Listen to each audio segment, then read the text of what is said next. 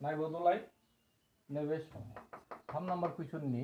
6x - 3y + 10 = 0 समानथाय 1 लाबाय 2x - y + 9 = 0 बेफोर 2 नम्बर नैबेजों नैखौ नाहरदो नैबेजों रिजायनोसैलाय जोङो थोंजोङै गुसुङैबो लिरनो हायो जों मोनो दा रिजायनांगौआनो आरोसै नालाय a1/a2 थारमानि नैबाव x जों a1 नैबाव x जों 6 दङ a1 नि माना 6 a2 नि माना नैबे 2 दानोबा बेसेबां मोनो जोङो 3 दाना नैबाव नायदोलाय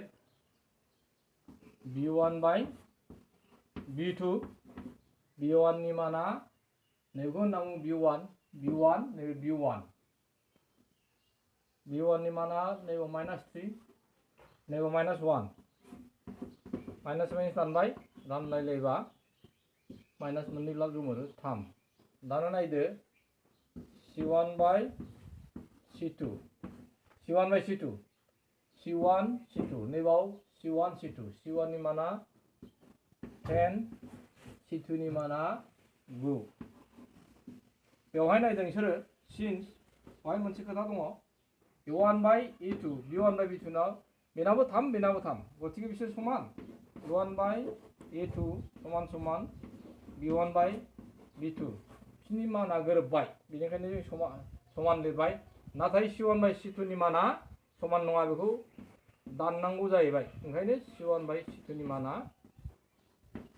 समान नङा बेनिखायनो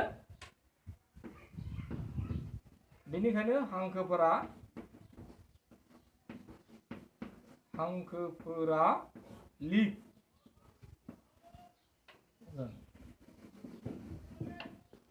बेनिखायनो हांखोफोरा